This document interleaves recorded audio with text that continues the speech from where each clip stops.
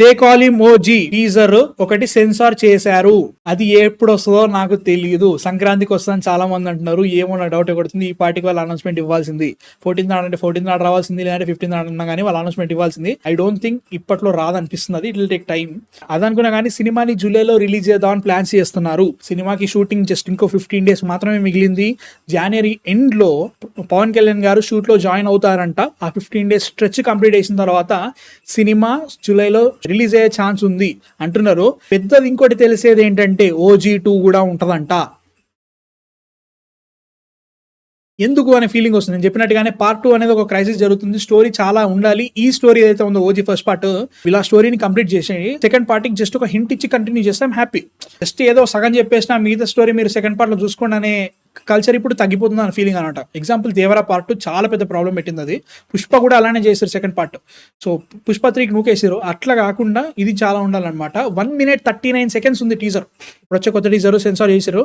నేను మళ్ళీ చూసుకున్నా. మేబీ మన సాయిగాడు ఏమంటున్నాడంటే అరే వాళ్ళు ఇప్పటి వరకు హంగ్రీ చీతాని థియేటర్లో వేయలేదు, మేబీ థియేటర్లో వేయడానికి దాన్ని సెన్సార్ చేసి 1 minute 35 ఎంతో ఉంటుంది, 4 minutes ఏదో మనకి సెన్సార్ ఎత్తారుగా లైక్ ముందే వేయడానికి, అట్లాంటిది చేసి 1 minute 39 అదే సేమ్ హంగ్రీ చీతాని థియేటర్లో వేస్తున్నారేమో అని వాడు అంటున్నాడు. బట్ ఒకవేళ అదే జరుగుతుందంటే ఇంత పెద్ద బజ్ ఉండదని నా ఫీలింగ్ అనమాట. ఓల్డ్ టీజర్ 135, అదే ఇప్పుడు 139 అవుతుంది. ఐ డోంట్ థింక్ ఇది కొత్తది అనిపిస్తుంది నాకెందుకో.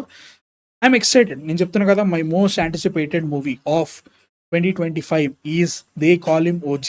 సెకండ్ పార్ట్ గురించి పక్క పెట్టేస్తున్నా. సాహో కనెక్షన్స్ కొన్ని ఉన్నాయని అంటున్నారు.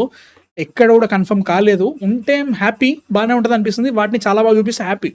బట్ చూడాలి ఎట్లా ఉంటుందో చూడాలి. ప్రస్తుతానికి అయితే మాత్రం మేము ఎక్సైటెడ్. పవన్ కళ్యాణ్ గారు ఎప్పుడు వచ్చినా కానీ దాన్ని బట్టి సెట్ చేసుకుంటారు. ఈవెన్ సెకండ్ పార్ట్ కూడా వాళ్ళు ప్లాన్ చేసుకొని ఆయన ఒప్పుకున్న తర్వాతనే మంగళగిరి ఆ ఏరియాస్లో వాళ్ళు సెట్ చేసే ఛాన్స్ ఉందంట.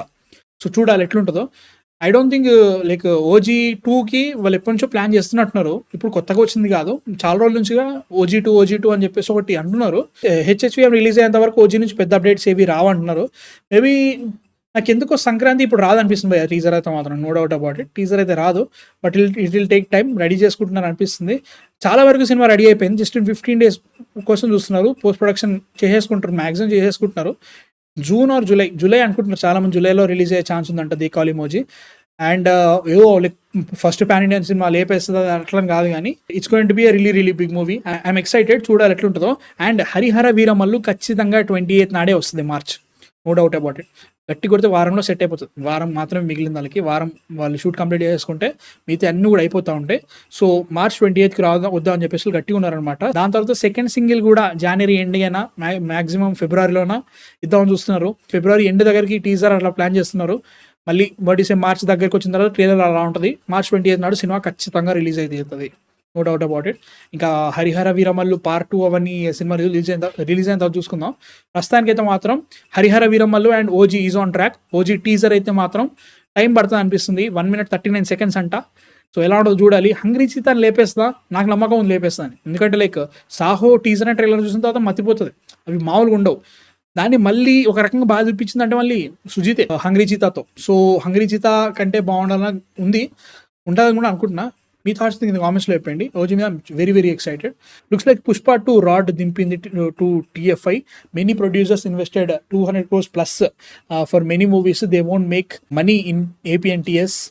So they have to split them into multiple parts. I kind of agree and kind of don't agree. Like ఒక్క పుష్ప 2నే కాదు, it was KGF 2 or else Baahubali was okay, బాగానే సెట్ ఒకటి చేయొచ్చు అని చెప్పేసి ఒకటి పెట్టుకున్నారు. బట్ KGF దానికి కొంచెం జనరలైజ్ చేసింది. పుష్ప ఇంకా లైక్ పెట్టేసింది అనమాట. Pushpa 2 it had no business to do that kind of business. That is the situation అనమాట. 1800 crores వచ్చేంత రేంజ్ అనిపించలేదు నాకైతే. It's not that great story. Good story, మంచి స్టోరీ. లైక్ హైప్ ఉంది. అల్లు అర్జున్ గారు స్టార్ట్ అని బాగానే సెట్ అయినాయి.